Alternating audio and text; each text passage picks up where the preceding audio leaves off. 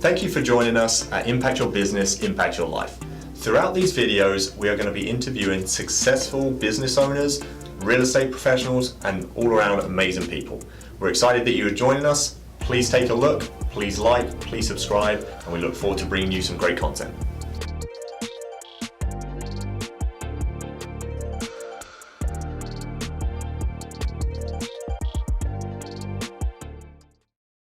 Hi guys, this is Josh Wells with the Edy Waters Network and welcome to Impact Your Business, Impact Your Life. Today we are here with an out-of-towner from Kansas City. He's out of New Hampshire, Jesse Davies. Thanks for joining us. Today we're going to talk about lead generation, calling your database. I mean, this guy has documented over 250,000 outbound calls, so he knows a little bit about the topic. So before we dive in, share a little bit about yourself and how we got to where we are.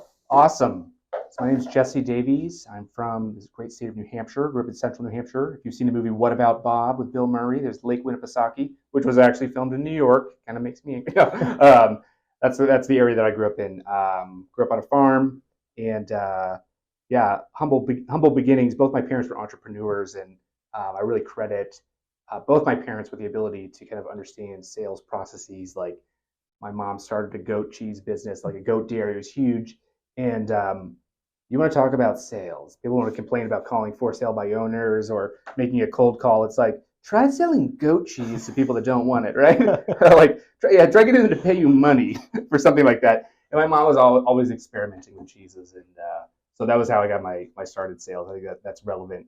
And even the principle of everything is sales, right? The partner you choose, getting your kids to brush their teeth, it's all sales.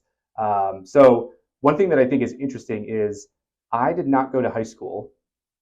I've taken college courses. I've not completed a college degree. But when I was 14, my parents allowed me to go work for a restaurateur. So I got a leg up in working directly with an entrepreneur early on. Mm-hmm. I like to think of it as kind of like a mini MBA program. And so by the time I was 19, I'd started my first business. Had a couple just flaming failures and didn't understand really the idea of modeling overall. My entrance into the real estate industry started when, I don't remember what year it was, not necessarily relevant. I bought a home inspection franchise. Okay.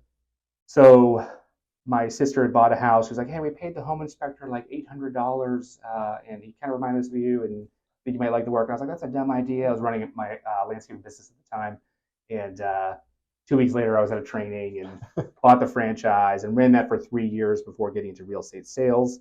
Started in real estate sales 8 years ago. And it was really a tough time because of the nature of how the home inspection business was doing. We don't have to get into that. It was just a very challenging business to run and manage and cash flow. So I basically was literally meeting with bankruptcy attorneys when I started as a real estate agent. So in my mind, it was this thing of, it's not just this flashy thing. It's oh, let's go make some money. And I saw some HGTV, whatnot. No, it was none of that. It was really, I have to do something. I'm used to the industry. Let's get into it. And really that started from get-go was meeting with people that were skilled and told me about modeling. Like, hey, look at these people. They're doing things that you're willing to do. And just implement it. And I was like, wait, I don't have to make it all up. That's why my other businesses failed. I thought it was all creativity and a little bit of process, right? Yeah. You just have to follow processes enough to submit your taxes, right? No, it's there really are proven ways of doing things that you can layer on creativity about. Read that in certain industry specific books. So in there was a lot of just time on task. Holy smokes. I remember being in my cubicle and just bumbling through phone calls. And I think if people could look back at those days, they'd be like, wait, who's that guy? So that leads us up through me getting into real estate and getting things going. So so with that, I know you said bumbling through those phone calls. How did you start doing that? Because I know earlier you made a comment that pretty much all your business was just people you didn't know, cold calling business, things like that. Why most people are terrified of doing that? Why did you go that route over nurturing a database route? Absolutely. So let's say that you are fresh out of high school or college, or you've changed a geographic location where you're living, you're working, you any number of things, total industry change overall. If you feel like you just don't really have a database, you have to build one. Mm-hmm. There are actually different laws of the database. Build it, have some place to keep it. It could be a shoebox with index cards, right? It could be an Excel sheet. It could be a CRM. There are any number of things. Here's a secret. You already have a database right here. It's in your phone, your contacts. Have a place to store it. Feed it regularly. Daily would be great. So add people to it over time. Have that in mind. Communicate with it systematically. How many do you have? I have, I think, 4,000 contacts in my iPhone.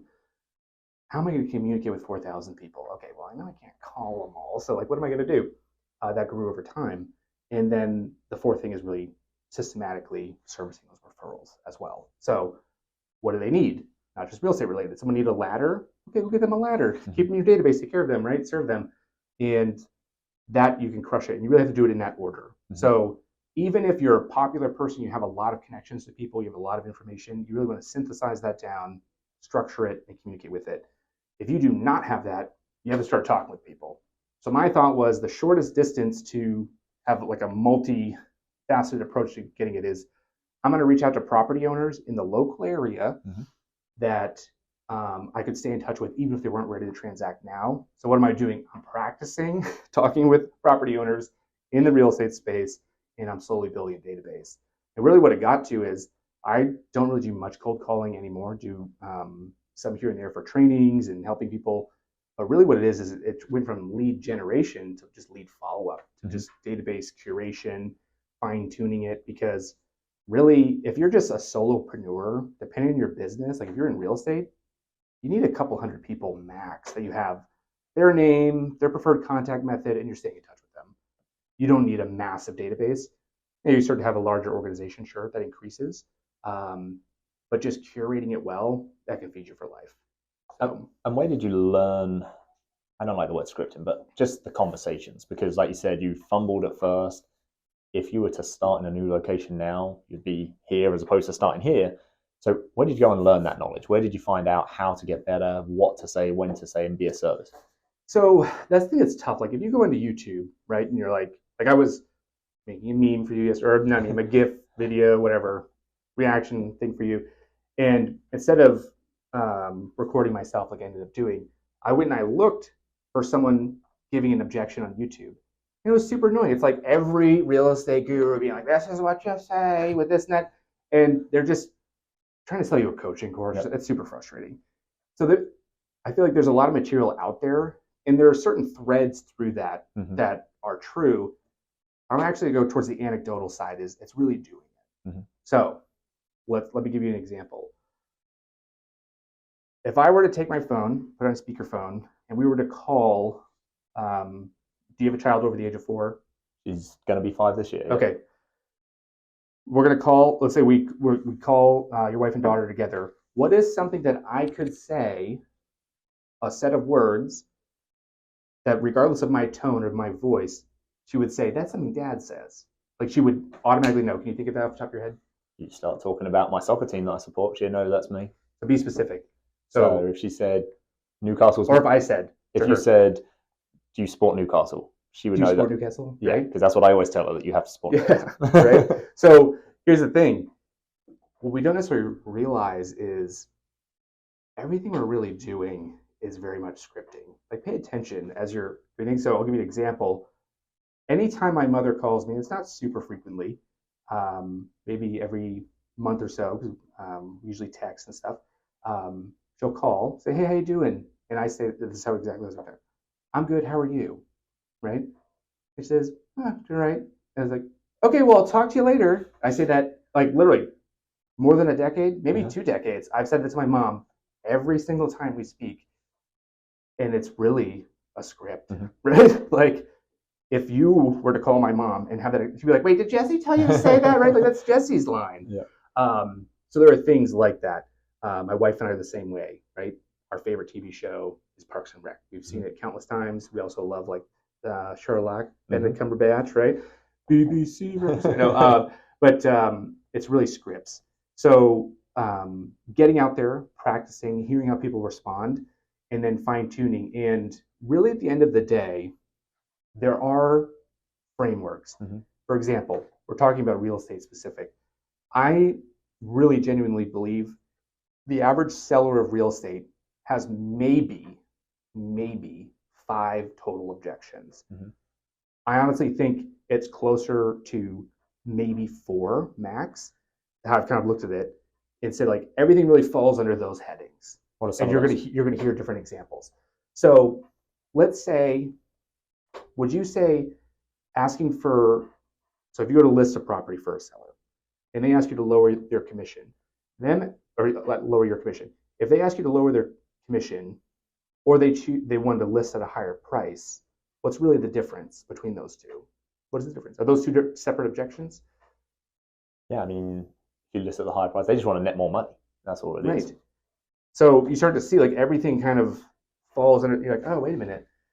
Because this goes back to, you start to see, again, the patterns. There's a strategy to handling objections. And I think this is relevant for this part of the conversation as it's flowing, is like, first we affirm or we agree with someone. Mm-hmm. So we can role play this in a second, and then it would isolate, and then we're going to handle it. So why don't you give me an objection that is common that you've heard from a seller? We won't go super far with it, but we'll just kind of spar a little bit. So I had one recently. He said, I've been in this house this amount of time. It's the best condition. I don't think it's the most updated house in the neighborhood, but it's the best condition, best lot.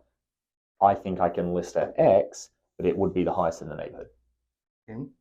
My count would be the appraisal might be a situation, but he does not want to waver on that price. I want to be at this top price, and you will be the top price in that neighborhood, although update-wise, you may not be at that level. Okay. So you're describing a situation where someone maybe has an inflated sense of the value of their home. Now, before we get into handling it, I just want to take a second here. Let's just think, what is factually true? How much experience do you have in the real estate industry? Let's just think about the team. I've been licensed since 2013. Well, take the entire team, everything that's thousands of transactions. Do you think you know more than that particular seller about the business? Like, are you even confident in your ability to say, no, I really think that this is what it would sell at? Yep. Right? That's factually true. Do people often overinflate the value of things, regardless of real estate, right, that they own? Yes. Okay, all these things are true. Now, we could say those things, but like, listen, you dum-dum, you don't have the perspective that I do, right?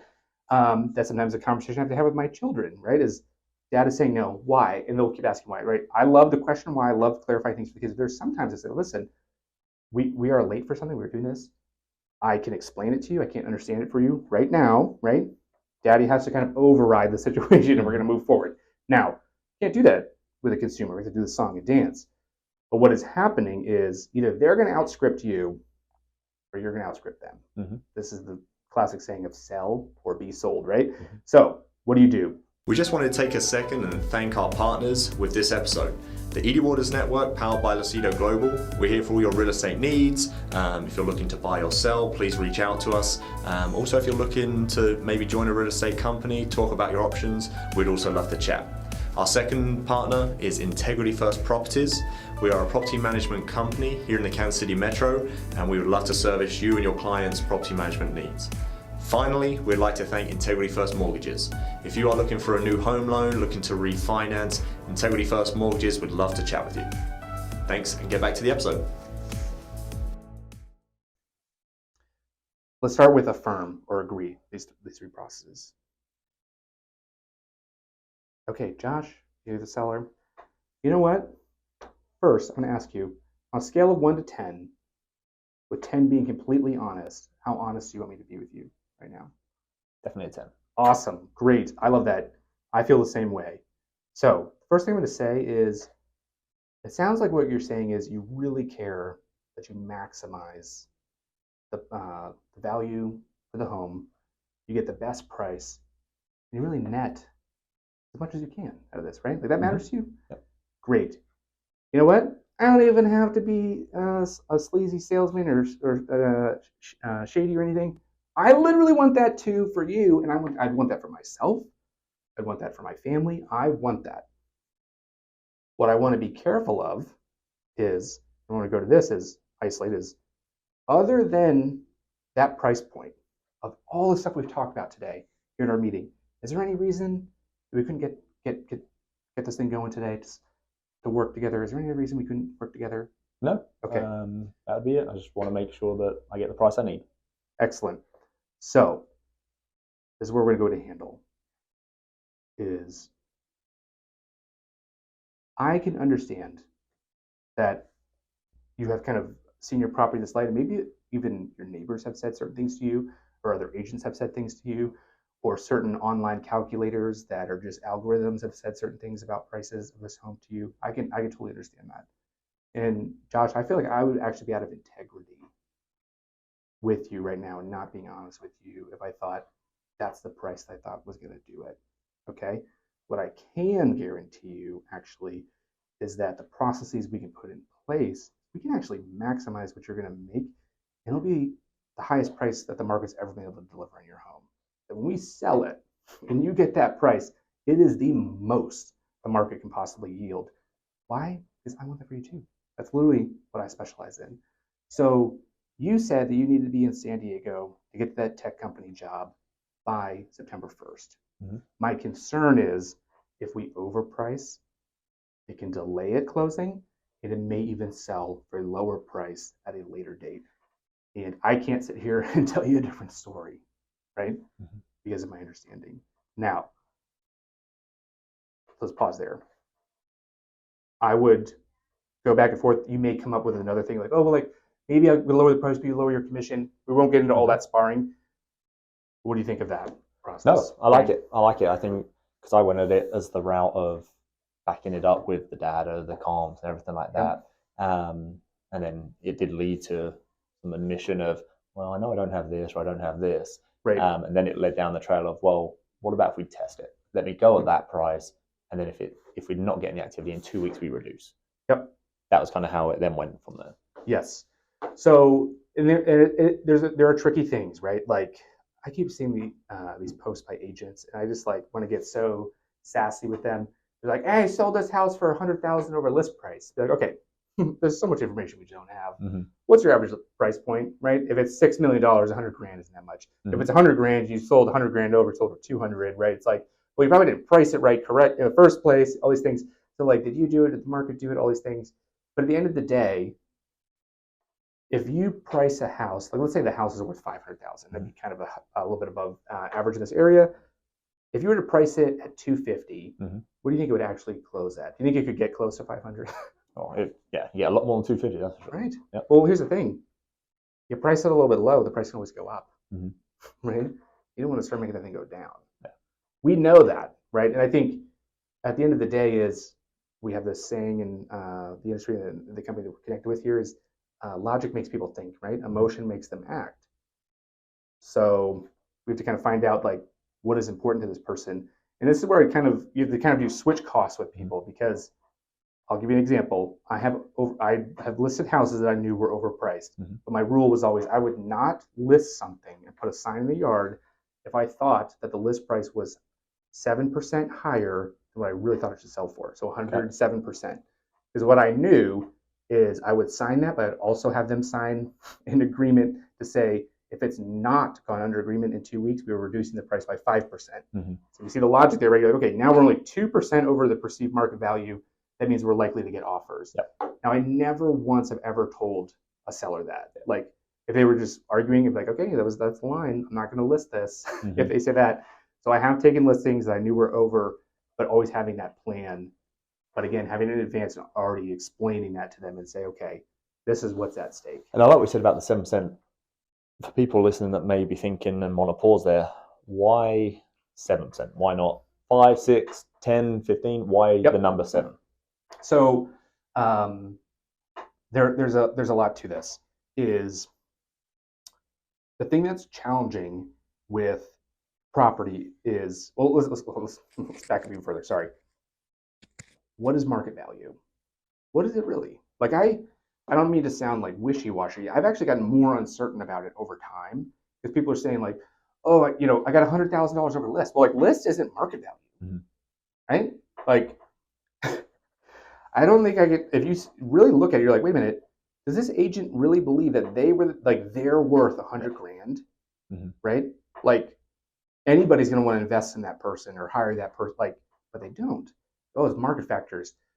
So really, at the end of the day, is a market value or closing price is going to be what a buyer is willing to pay, what a seller is willing to sell at, right? Like Josh, what's the most you think you've reduced the list price? Let's compete here. Most I've reduced this price? And had the property sell. Like what percentage of the original list price did it sell at? I had one time where we probably reduced 18 to 25,000. It was in that range somewhere. What type of percentage of the list price? Ooh, 10, 15, 20? Yeah, it was probably closer to 15 probably. That's a lot. Yep. But that is, and I've got you beat. Right? This is crazy. 40%. Oof. Now here's the thing.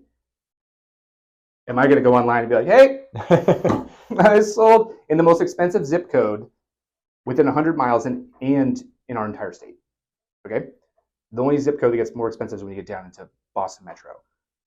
Like, Jesse, you sold a house 40% lower than the list price? And I had like multiple people help verify the list price. Well, here's the scenario: is the seller was in a assisted living facility. The kids were not paying the bills, so the assisted living facility had put like $250,000 worth of liens on the property.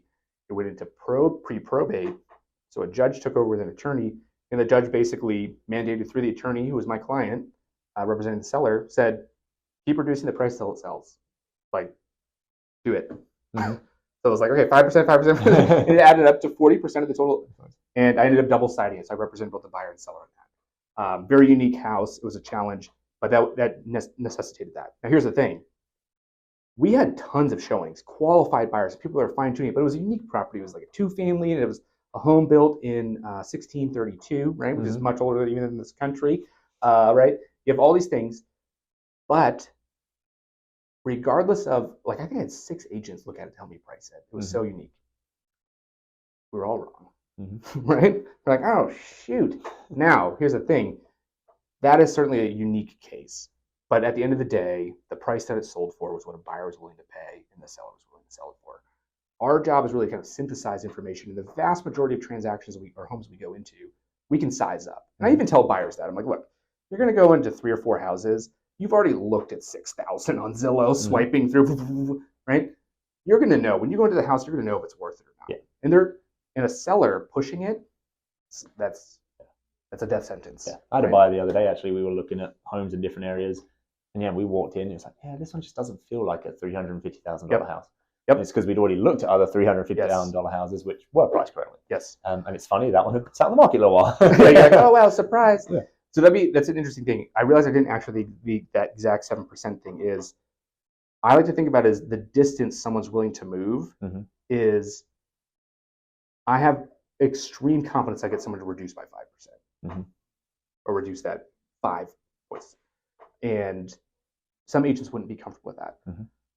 The thing is, when you kind of go beyond that, the numbers start getting big. Right? So if it's a $500,000 property and it's 10%, you're like, whoa, $50,000 disappearing. It's like, well, it hasn't been realized. So you didn't actually lose that. Yep. Right? But that psychological barrier is so hard. And also, there's a sense of, if I list it at 110% of market of what it could sell for, or what similar things are selling for, reducing it by 10% to get it back to that, it's like, people would want, well, what's the matter with it? Why'd you have to reduce it by that much? So there's all these like weird things that are built into it before someone even steps foot on the property. It reminds me, I love statistics. Someone swiping through Zillow, Realtor.com, a home search app. How much time is someone looking at a property listing before they decide whether they like it enough to look at it further or completely say they're not interested? How long does it take? I feel like it should be more than it is. I bet you it's not very long. It's not very long. That's right. So this is someone buying a home, Yep. right? In this market, it's in the mid 300s, right? So say 350,000 are going to drop. They're willing to go and purchase something for 350,000. How long are they willing to look at something before they say, nope, that one's complete? Nope. Is it like 3 pictures, something like that? How much time? Ooh. 3 minutes. 6 seconds. Oh, all right. Right? So think about this: is if you're sitting across from a seller and you know there are other agents that are going to be meeting with them or have met with them, you're competing, and you say to them, I understand that when your home hits the market at any price, we have 6 seconds to capture someone's attention or totally they're gone. I am so precise, as me returning to your seller, Josh, that I'm really going to strongly consider the first couple of photographs, like which ones are going to have the best impact. We can decide that together. We can talk about that because those seconds count. Now, we're going to go a step further.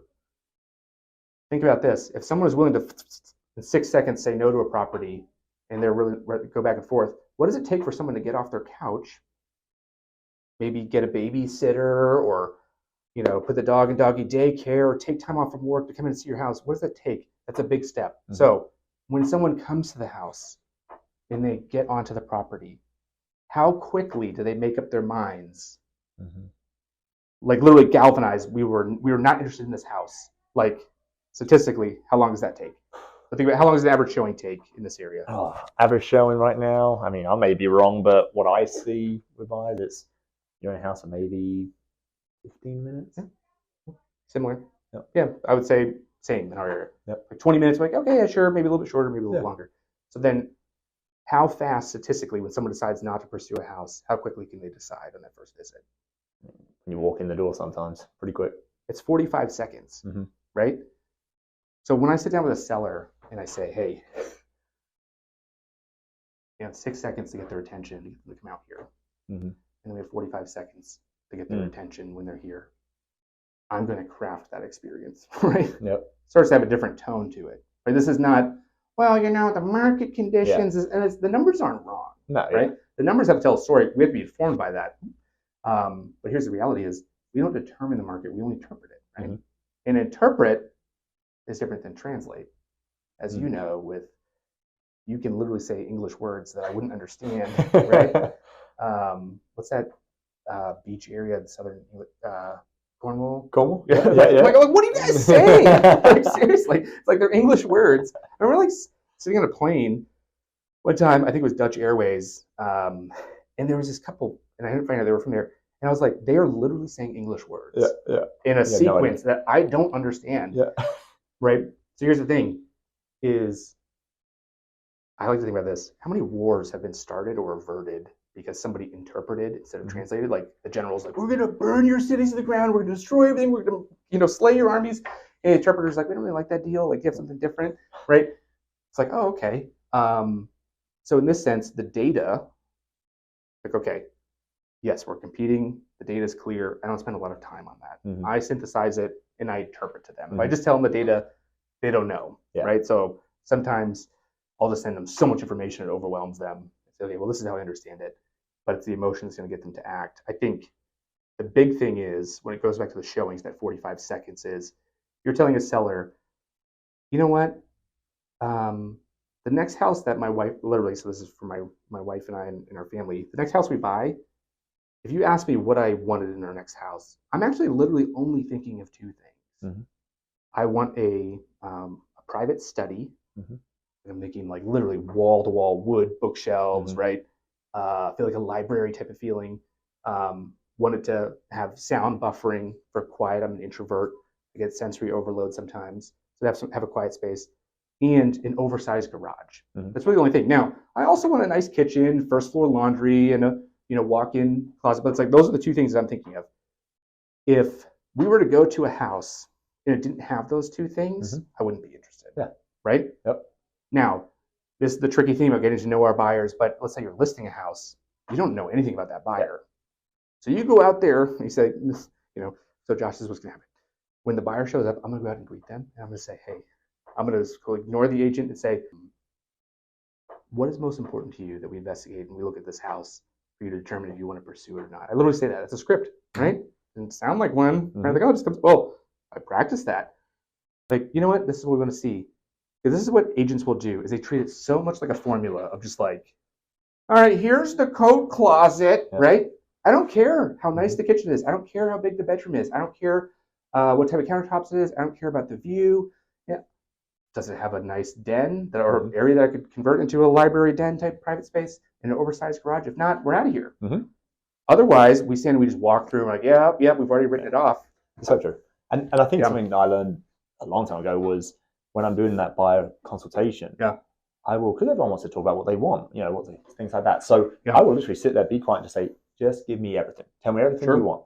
I just write it down, right? And then I flip that page, and then that's when you have that conversation of, there's a difference between what you want and what you really need.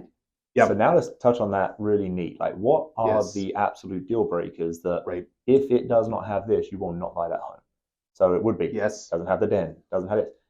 I write those down, and then I'm telling my client, okay, these 4 things, if every house, I'm not going to show you a house that doesn't have all these. Now, all these other things you want, they're added bonuses. That's great. But if it doesn't have these, I'm not going to waste your time, not going to waste my time. We're not even going to go look at it. And then every time we go to that house, that's the thing we're hitting on. Okay, it has this, it has this, it has this. I think that's good because I think a lot of times, like you said, buyer agents will show up and it's like, I say, oh, this is nice, open floor plan. The cabinets are beautiful, you know. Does the buyer even care? Because the buyer might say, I don't care about the cabinets, I'm going to rip those out anyway, or whatever. They care about what the things they told you. So I would keep that form in my booklet with me every single time I go to a house, so I can just refer to it. Because if you've got multiple buyers, you're going to forget. But I'd pull it up. Okay, this is what this one's got. Let's go look at them. And it seems to help. I feel like it cut. I never used to do that when I first got in the business. I was open the door. Oh, this is nice. Yeah, check it out. And I think it cuts it from maybe showing 10 houses down to 3 or 4. And then another thing I learned as I went was, every house I go to, I'm comparing it and saying, okay, we're in 123 Main Street right now. The last house was the one you said was your best. Is this now number 1 or is that number 1? They say, oh, I like this one more now. Great, this is now our number 1. And doesn't mean we're going to buy it, but it means we're number 1. We go to the next house. Oh no, I still like the other one better. Great, that's in first place right now. And that really helps. I feel like otherwise buyers just think about everything. Oh, I like that one. I like this because of this. Where this keeps them on focus of, that is my number 1. 123 Main Street is number 1, and they're comparing that to every single house now. And by the end of the showings, it's like, this is still number 1. What do you want to do? Well, I think it's kind of interesting because you kind of sparked an idea in my mind of something that I think sometimes we don't always address is, what are the consumers hiring us for?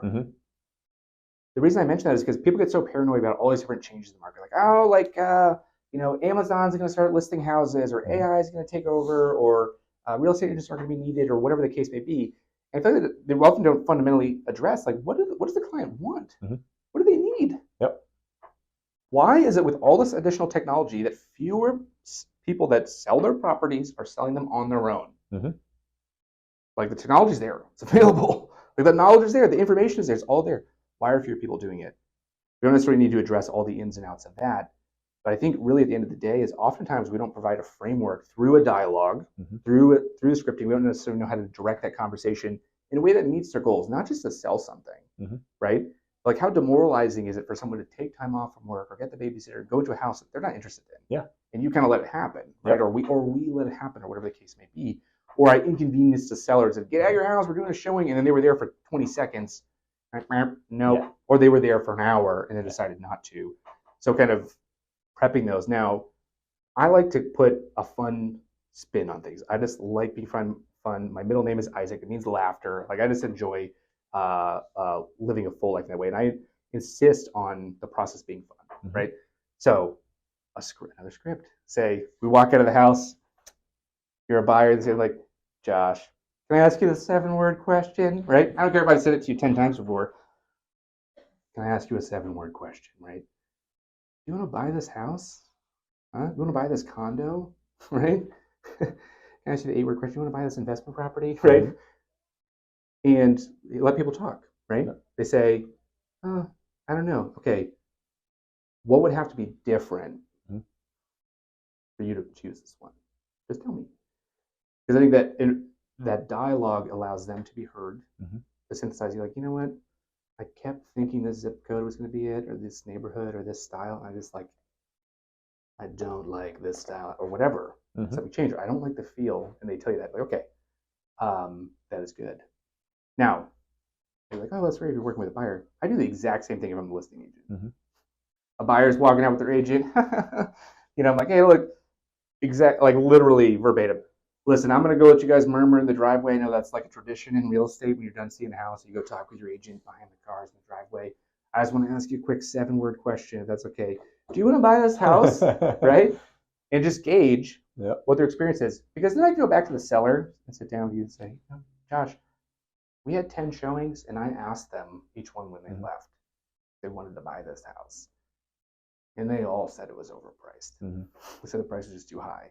Like these things. They like the finishes. You did a great job. This place is freaking meticulous. It's all great. Just like we talked about at the beginning. Now I'm interpreting the information and saying this is what buyers have spoken. So here's the addendum. Oh, you already signed that. So we're reducing the price. So but having that conversation, or even telling people this is what the conversation is going to be like. I'm going to come to you. I'm going to say this. I'm going to give this information. And long and behold, people go with that process. Right? I like it. And switching gears, so as we wrap up, I mentioned when we introduced you that you made over 250,000 lead gen calls that you've logged. Yes. Yep. Why did you start logging them? And what has that done for you? And just, wow. Yeah. Yes. So I could say that things happen, there's a saying from one of my favorite books is Fierce Conversations. And she quotes another book. I think it's a Western. It's something about like, things happen gradually and then suddenly. So I didn't start out with the intent of like, I'm just a data nut. I'm both impatient and a perfectionist. It's really a tough combination. It's like, okay, I really want this done well, and I also want it done yesterday. But usually the quality will override the impatience. And this is how it turns out: is I would track so that I could make more informed decisions, right? So I could have data to go on. Okay, this is the best time of day to call. These are the best numbers to call. This is the best data source. This is the best type of script. And I would do things in huge chunks, right? Boom, boom, boom. And so I had my own little proofs of concept. Okay, I'm going to spend a month doing 10,000 dials in this particular area with this goal, because that would convince me, right? So okay, I called 10,000 phone numbers and did X. That convinces me, right? So it's like, then how I'm spending my time. So there's a sense of people think is everything okay with your brain, Jess? Right? Do you like doing that? No, I never enjoyed doing it. And there were times of really severe burnout. And I literally don't recommend that type of intensity to people. Literally, I don't encourage anyone to do that. But it was also important to me because of the mission that I was on as an individual. Now that my database is built, I really don't have a need to ever go back to that. And it's also, I knew that it would be multifaceted or multidimensional in its way that it served me. Is it would get me clients, it would get me knowledgeable, build my skill, and I could be on a podcast one day. That's why I'm here right now. It's all for you, Josh. But really is numbers do tell a story. One of my siblings had 2 sons that were born premature. They're both healthy and doing well. One was born at 27 weeks. Right? Exactly. I said 27 weeks. That's the only metric I gave you. And you said, holy smokes, because what you know, but we all know, you wonder how long was it in the NICU? Does he have any long-term health issues? Does he have this? You think about those things. They're that's so unusual. Just from one metric. The same thing is true with different types of numbers, right? If I tell you my blood pressure is 160 over 90, I'm just making numbers up. I don't actually know if that's good or bad. But there's a nurse that's this. She's not saying, in the textbook it says this. No, I just know. So that's what it kind of built into me over time is I could accurately help direct people and organizations and kind of see patterns and things like that. And it really pushed myself to limit from a mindset perspective as well to say what am I willing to commit to, right? What do I need to set up? And so we were talking before we started recording and say how many conversations does the average real estate agent have with a buyer or seller on a daily basis? I would be hard pressed to say one a day. And that's work days. So that's 240 to 260 conversations a year, right? So I remember reading a book by Tony Robbins. He was talking about how Jim Rohn was one of his trainers or role models, and he was saying how much, how many talks Jim Rohn went on before he got famous. And he was like, you know what? Why don't I do? Tony Robbins says, why don't I do 3 talks a day? Mm-hmm. I remember for years or something. How good do you get? Mm-hmm. Right? Like, I think it was Tiger Woods that was in an interview one time, and the person was like just fawning all over him. And he was like, hey, hold on, wait. You would not be as impressed with me if you saw me hitting golf balls for 10 hours a day. Yeah. Right? It's like, oh yeah, of course. Now, I'm going to push this back into the scripting. Who's one of your favorite actors right now? Like McConaughey's pretty good. Who's that? Matthew McConaughey. I love him. Yes, he is dynamite. I think someone like a Christian Bale, Yep. Tom Hardy, like some of these guys, I'm just like, oh, that's gonna be cool. Leonardo DiCaprio. I kind of have like a man crush on him, right? Think about Tom Cruise. He just made Maverick. Mm-hmm. I have not seen it, but like got a lot of attention, made a lot of money. Yep. What do they do for a living? They read a script, mm-hmm. right? It's like it blows my mind that it is not always just the words, but how it's conveyed. That's what they're professionals at. So people will say, I'm not going to use a script calling a seller in order to sell their $500,000 asset, right? Mm-hmm. But I'll go pay $20 to see a movie one time in a dark room with a bunch of strangers, right? And watch Tom Cruise read a script, right? Now, is it a false equivalence? I don't necessarily know. But I do find it a little bit, dare I say, egregious of someone to say, I'm not even kind of fine-tune my skills enough in order to represent somebody, and then I'm going to complain about all these other factors and say, oh, the market sucks or this or that. It's like, well, you didn't put any time into it. Like, you didn't even know what to anticipate. And I think that's from what we've heard as we, larger team agents to join and stuff. It's the whole script thing that they feel like it's a bad thing. It's a dirty word. Like, right. I can't script because then I'm being a sleazy salesperson and stuff. Right. As opposed to being just knowledgeable and portraying it. Because, like I said, Tom Cruise, you could read the script Tom Cruise does. That's right. You wouldn't get the part. Not as he does, because the way he says it, and he convinces them, not sleazy salesman, but convinces you of the person he is, because you need that credibility and stuff. And I think it's just that, like, how do you change that mindset of just because you use a script, don't call it a script if you don't want to call it a script. It's just, it's like you said when you call your mom and things like that. Yep. This is the conversation we have, and that's how it's got to be done, and that gets you to the ultimate goal, which is their ultimate goal. Well, I think why don't we wrap up with a tangible process that people can go through. First, just to send home the point of us already being scripting people. What song do we sing people on their birthday? Happy birthday. Do we sing AC/DC's Back in Black? That'd be way cooler than that. I know. I'm like, I want that, right? Man, they keep singing Happy Birthday. Was that from Elf? He's like, what song did I sing on your birthday last year? He's like, Happy Birthday. He's like, dang it. It's like, as we do that. When someone asks you if you want to sign up for the store credit card, right? You feel like you have to have like 6 different objection handlers, right? I just tell people, no, like just no. And I don't even look at them. I was not going to do it, not going to engage. Like, that's my script. Now, this is the process for any type of scripting. Let's say that you need to confront someone in a relationship. Parent, sibling, partner, right?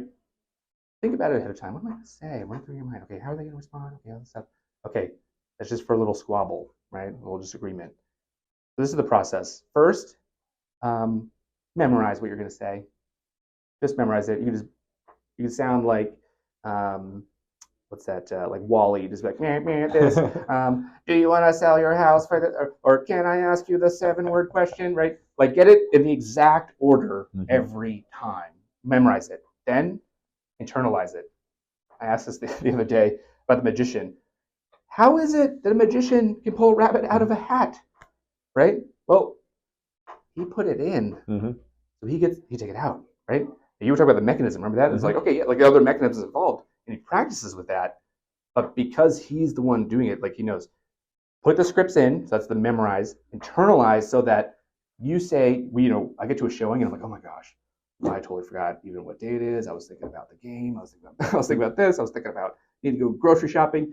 But you just say like, is it okay if I ask you the 7-word question? Right? It just comes out. Yep. And it's almost like magic, right? Like, oh my word. The last part is personalize. Everybody wants to start there. Make it sound like you. Now, there are people that do not think throwing humor or sarcasm into things is okay. No judgment to them. Mm-hmm. Me, I want to do that. Hey, this, that, How you like, connect. right? You know, it's like you almost get to a point where you're like showboating, right? Or flaunting, like, hey, like I'm good at this. I really put your own flair on it. That's great, but it has to go in that order. Yeah. Right. You have to just know what are the fundamentals. Like there are only so many objections somebody's going to give you. Get them in there, have it come out, and then start working on it. I would say if someone was newer in their sales role, whether that was in real estate or not, you should probably be spending 2 hours a work day just riffing, right? Sit down with someone and set parameters. Don't just make stuff up. Don't, if it's only 15 minutes, sit down and say, hey, I'm going to do this. I have a friend in New Hampshire. Actually, he lives in Maine. And we have a rule with each other. If we call each other and that person gives that person an objection, is with the same company, we cannot break character and we have to respond to that one objection. Okay. Now, we don't do it all the time. No. We haven't done it to him in months. Yeah. But I could call him like right now and say, hey, I'm not going to list with you at 6%, right? And he has to. So we have that commitment to each other to say, catch me off guard. Because we want to see, like, can I pull that rabbit out of a hat? Right? Can I do that right now with my own personalization? And trust someone, right? Like really commit to that skill because, I don't know, maybe one day someone will pay $20 to see you script in the dark room with strangers. Wait, no. So with that, I'm done. I like it. Yeah. I appreciate it. Whew. All right. Well, hopefully you guys got something there. This will be out like all the other ones on YouTube, on our podcast channels and stuff. So appreciate your time and thanks for coming in. Appreciate it. Found it. Oh, going that way. See ya.